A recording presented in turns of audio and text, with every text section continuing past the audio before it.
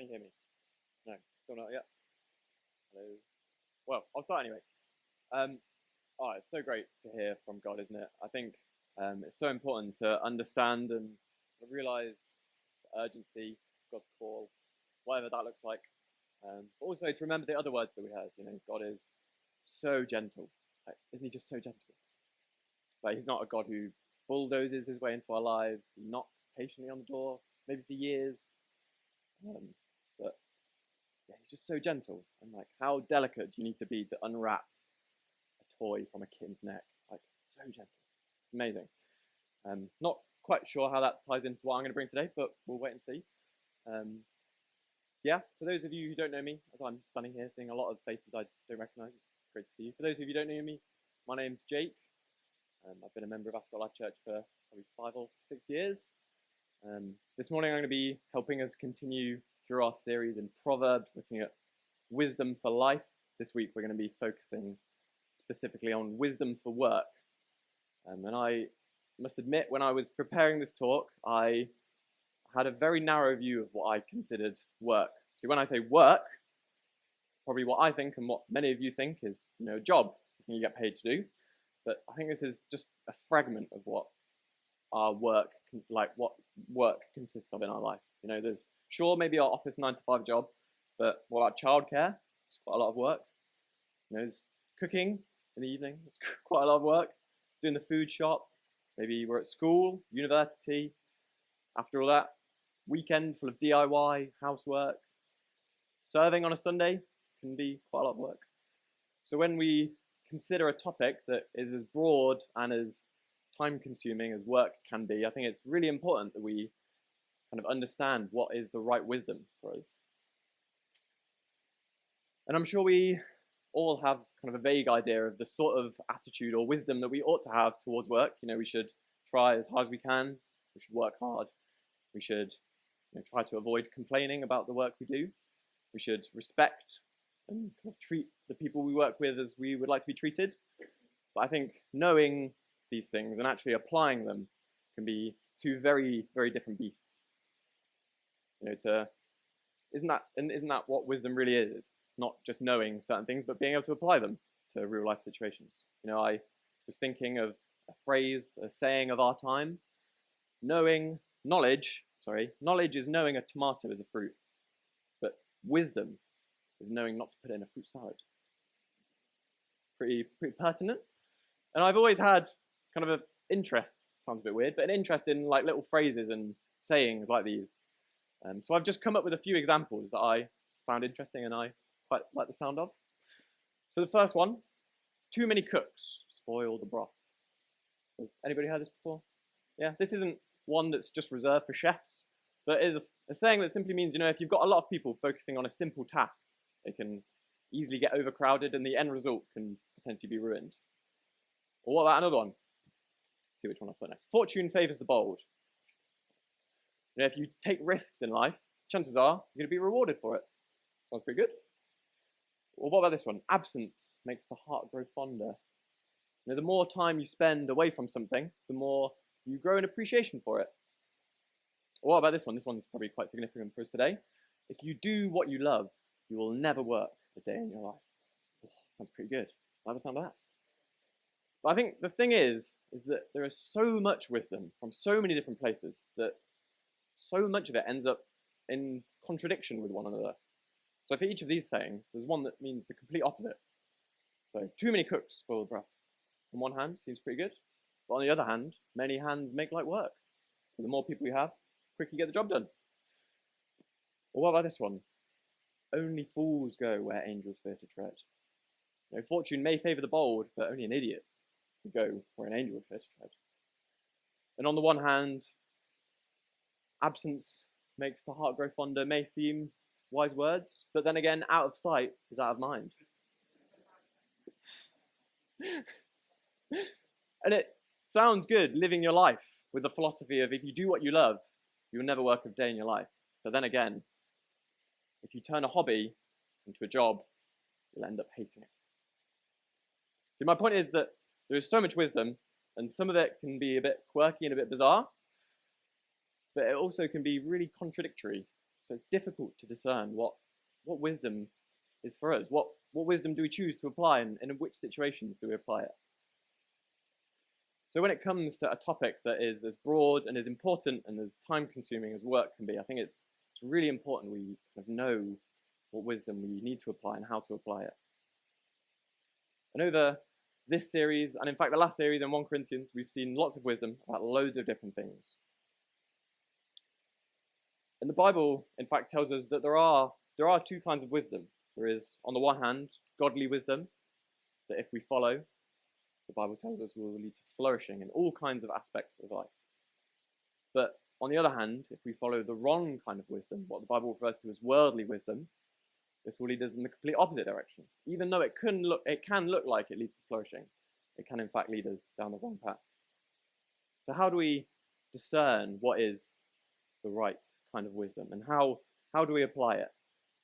Well, Proverbs is a treasure trove, an absolute vault of so much wisdom for so many different aspects of life. But like we've heard previously in the series, I think it's really important that we have the right things in our hearts and in our minds in the correct places before we are able to apply it in an appropriate way. Now, I think there are two things that we need to consider before we see what Proverbs has to say about wisdom for our work. I think the first thing is, and I'm sure all of us can resonate with this, is that work at times can be difficult and can be challenging. And although many of us, probably all of us, find this to be true at some moments in our life, maybe more than others, I think the second truth that we know, which will help us have wisdom for our work, is that we as humans are in fact made for work.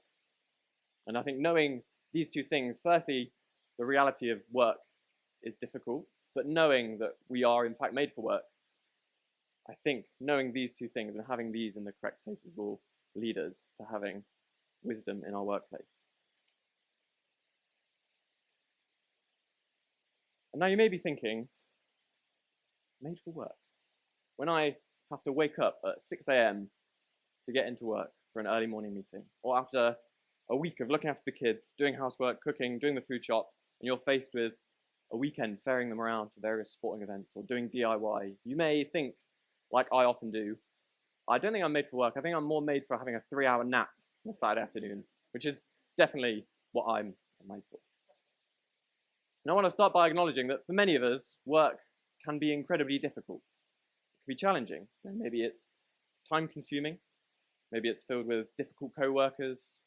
Maybe it's frustrating. Maybe we view work in kind of a sense of a means to an end, so that we can do the things in life we really want to do. Maybe we work our job so we can save money to go on holiday. Or maybe we do all the housework so that we can make it nice, so when we have guests over, we're not embarrassed. And I want to start by acknowledging that work is very difficult. And for some of us, work is a lot more desperate than that. Maybe we work tirelessly day in, day out, just so we can put food on the table. The reality is that work can be difficult, and that looks different for everybody, but I'm sure we can all agree that work at times can be very, very difficult. But the Bible, in fact, tells us that we are made for work. And we see this throughout its entirety. All the way back in Genesis, we read, the God of the universe created the universe. And in that, he created humans in his own image. And what is that image? Well, it's a God of love, of grace, of kindness, of justice, but also a God who works. We are told very explicitly in the early chapters of Genesis that God worked to create the universe. And in that universe, he created us. And with us, he gave us a mandate, a task, something we are to fulfill during our lifetime. And what is that? That is to be fruitful and multiply, to subdue the earth and everything in it. So I think as humans, we are made to work. We were made to raise families and have children. We were made to co-rule the earth with Jesus, with God. Now, me and my wife have recently bought a house, which is really, really cool.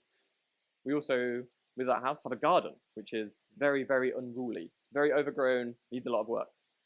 And the word subdue that is used in Genesis here, I think is kind of similar to what we're needing to do with our garden. We want to tame it. We want to bring it under control. Not because we want to, pound it down to its bare minimum, leave it just as a dust patch.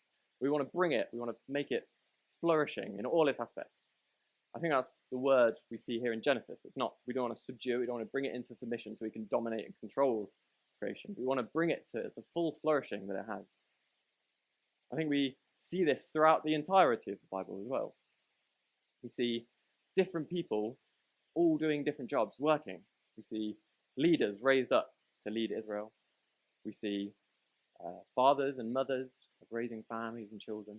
We see craftsmen building the tabernacle, building the temple, a place where people can gather to worship God. We see farmers, we see shepherds. But just like in Genesis and throughout the rest of the Bible, we also see kind of the effect of the fall. And the fall is this event that happens in the early chapters of Genesis, where because of the sin and selfishness of Adam and Eve, their relationship with God and his whole creation is kind of tainted and marred. They weren't able to enjoy work to its full potential anymore, but instead they were going to have to work day in, day out by the sweat of their brow. And we see this throughout the rest of the Bible too, and throughout our own lives. Work can be difficult. But we also see, I think, the glimmers of what work was supposed to be, both throughout the Bible with all those roles of the leaders and the shepherds and the craftsmen, but also throughout our own lives. I think if we're pressed, we can admit sometimes that work is pretty good. Maybe we kind of have a day and just get home and are just satisfied after a job well done. Or maybe it's a great interaction with a coworker, or just a moment that just fills your heart with warmth. So I think although work can be very difficult, we can enjoy it. No matter what jobs we find ourselves doing, I'm sure all of us would love to do our dream job, to have that kind of saying that I mentioned earlier true, that do what you love and you'll never work a day in your life. I'm sure all of us at points would love for that to be true, but the reality is we find ourselves doing jobs we never really thought we would be doing, or we find ourselves in positions we really would rather not have. But I think this doesn't change the fact that we are made for work. And I think throughout, as we reflect on that and we look throughout the Bible, the most mundane jobs, people who do the most mundane, boring, day-to-day jobs, do some of the most incredible things throughout the entirety of the Bible. Let's just do a few case studies. So, King David, probably one of the most influential, greatest kings ever to rule Israel in the Old Testament. The father of Solomon, who is the author of Proverbs, or large parts of Proverbs, which we're reading now. What was he before he was king? He was a shepherd.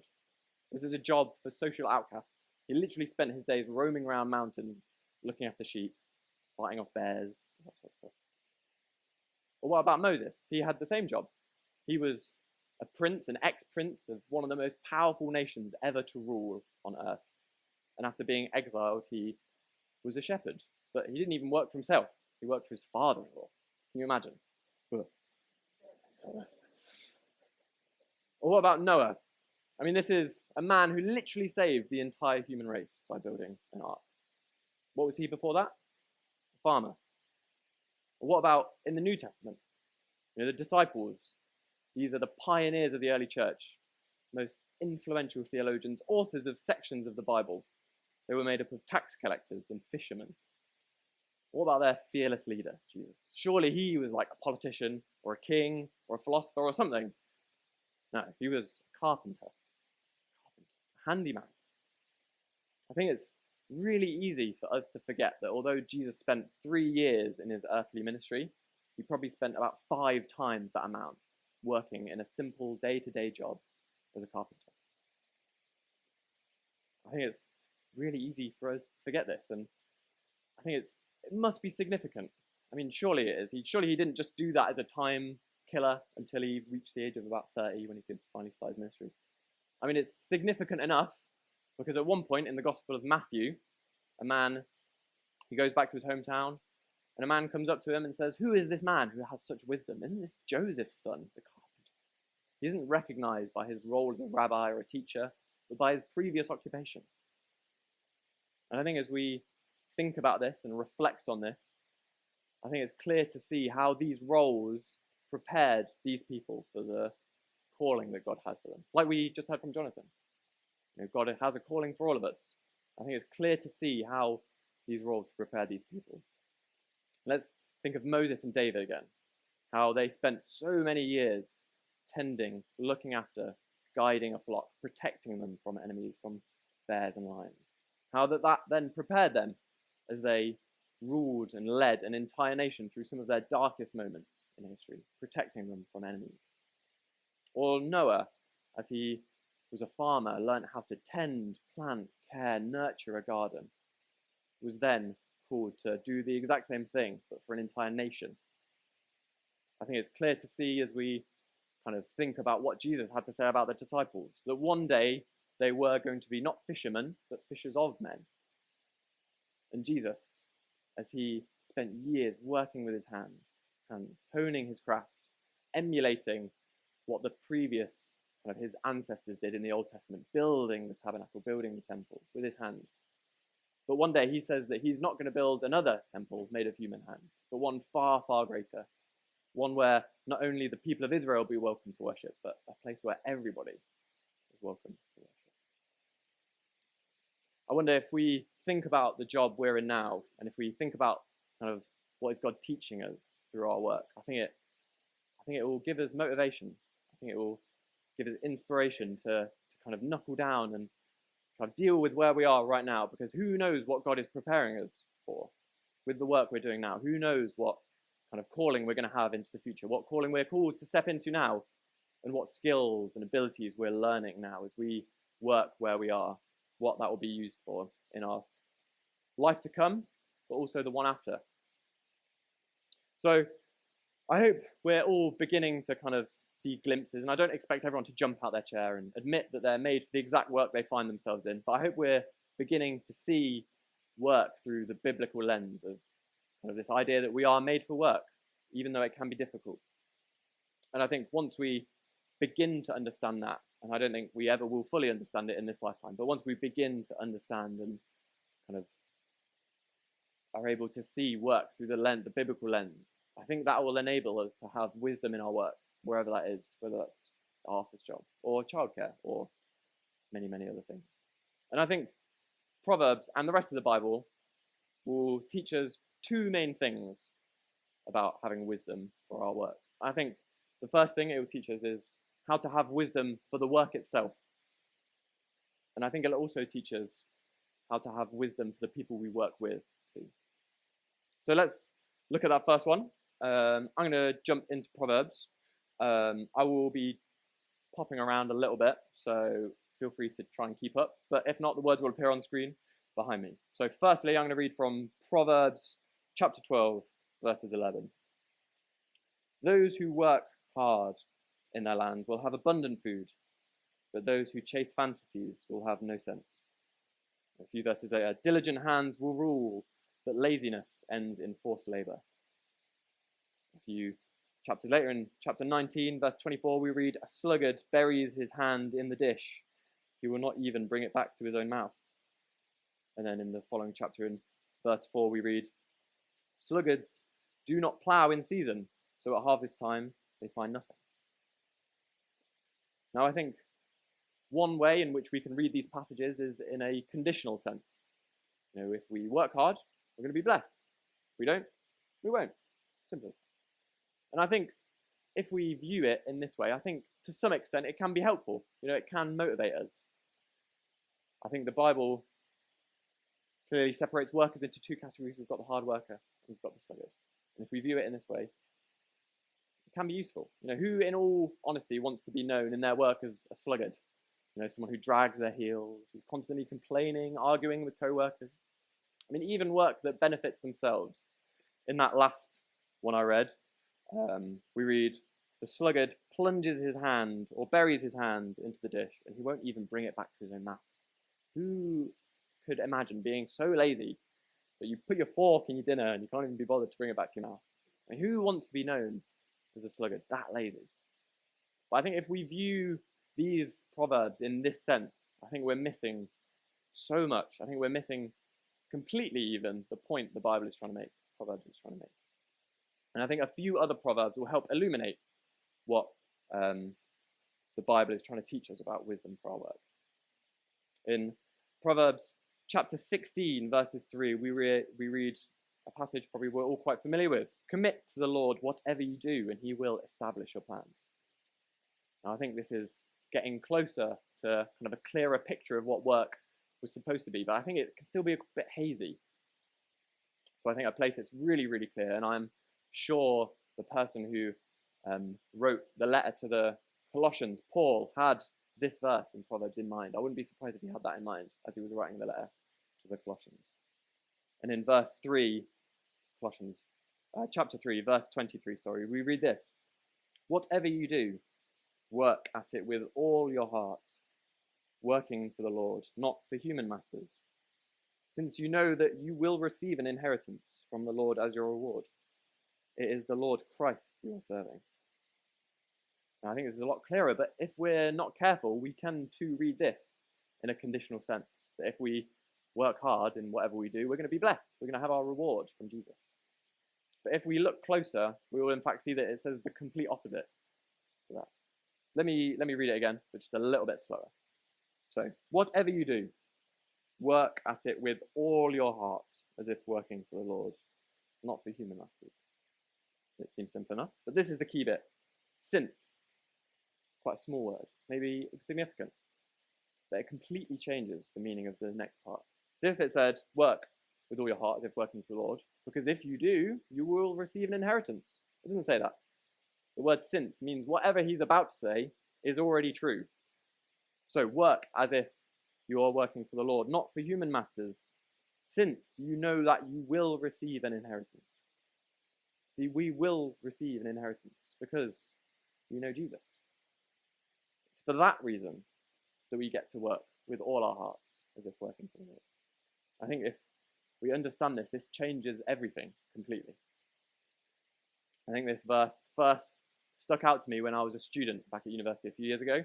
I had a part-time job working in a restaurant, and that day my manager must have had it out for me for whatever reason, because after this large family had just had their lunchtime meal, she put me on cleanup duty. And I have no evidence of this, but I suspect that they were trying to make it as messy as possible. The table looked like, one of those contemporary paintings where they just squirt paint all over the place. There was half-eaten burgers and chips and spilt drinks everywhere, and peas and sweet corn scattered everywhere. It was not a nice job. It was very frustrating, and I was very unhappy to be given it, to be honest. But as I was cleaning, as I was squirting my disinfectant and wiping my J-cloth, feeling pretty unhappy, this verse, all of a sudden, out of absolutely nowhere, just pops into my mind.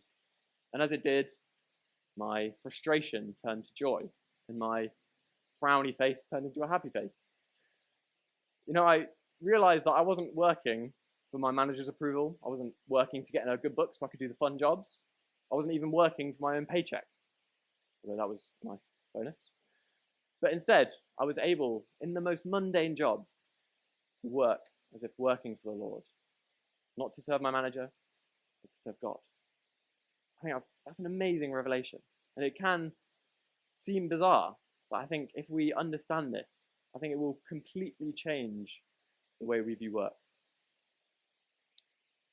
Who does Paul say we're serving? He says we're serving Jesus. This is a man, literally God, came down to earth, not as a prince, not as a politician, but as a worker, as a carpenter. And then he spent his entire ministry serving others, washing the disciples' feet. What's that famous line he says?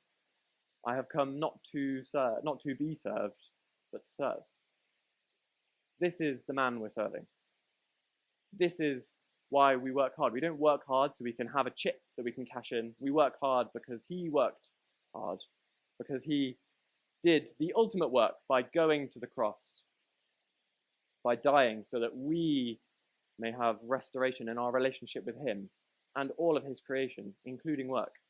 It's for this reason that we're able to work hard. In whatever we do, whether that's at school, whether that's in our office job, whether that's just doing the food shop, whatever it might be, we are able to work hard, not because we have to, but because we get to, because of what Jesus did for us. And I think knowing this leads us into our second point of how we can have wisdom in our work, and that is wisdom for those we work with.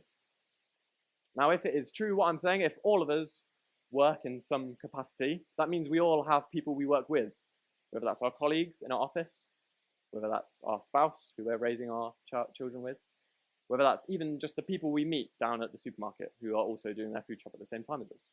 Everybody has people they work with, co-workers. And if this is good news, which it is amazing news that we are able to work not because we have to, but because we get to, then it's going to be amazing news for people in our workplaces too.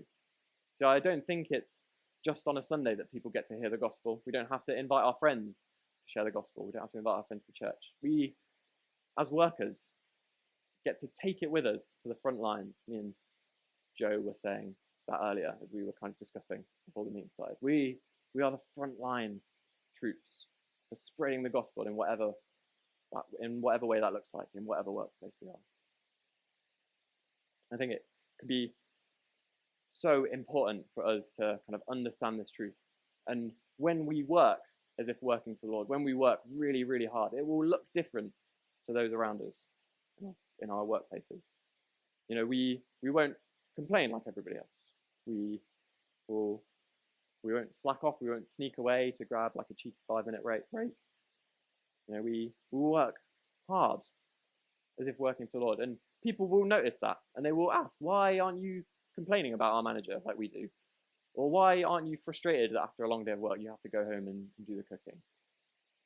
I think it's such an important and amazing truth that we understand.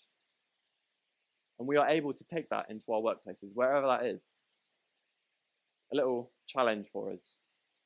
Perhaps you aren't in the sort of work you want to do, but have you ever considered the possibility that you are in the work that you are doing, not because of the work itself, but the people who are there with you? I think that's really challenging. I mean, maybe we're working an office job, 9 to 5. We never thought we would be there, but what sort of people are we getting into contact with? Who are we able to share the gospel with through those times? But I think this coin has another side. See, we are supposed to be images of Christ wherever we go, spreading the gospel. We're supposed to be churchgoers in the workplace, but we are also supposed to be workers in the church. What was the idea of work all the way back in Genesis? That we bring flourishing to all of creation in all of its different aspects. I think that means in our church too. See, whatever work we do, whether that's kind of working with our hands or working in childcare, whatever it looks like, we all have unique gifts and abilities that we are able to grow and hone as we work. How are we able to use them within our church to bless our church family? Maybe you are good with children. How can you use that to bless a family who have young children, doing some babysitting so they can enjoy some time together? Or maybe you're good with your hands. How can you help the family who've just moved house and they've got tons of DIY to do? How can you use that? Or maybe you're a teacher. I'm going to dot my wife in here. Maybe you're a teacher. How can you use that to bless some of the wildlifers or some of the youth with their GCSEs or students with their degrees? See, we all have gifts and abilities that we've grown and are able to use in our workplace, but we also are called to use them in our church too. And just as the band come up and as we come to finish, let us think about that. Let us contemplate how we can use our abilities within our church. And let us think about how we can share the gospel in our work. How can we have a different mindset to those around us? But at the heart of all of this, the inspiration of all of this, the strength we have to work hard, lies within Jesus. So let me finish by reading that passage from Colossians once again. Remembering all that Jesus had done for us, remembering that he spent his entire life serving others and ultimately doing the ultimate work by going to the cross and dying for us and everybody in the whole world. Like we heard earlier, Jesus is knocking. He's knocking not just for us, but for everybody in the whole world to share this message with them. Let us remember it's because of this reason that we are able to, in whatever we do, work at it with all our hearts, as if working for the Lord, not for human masters. Since you know that you will receive an inheritance from the Lord as your reward. It is the Lord Christ we are serving.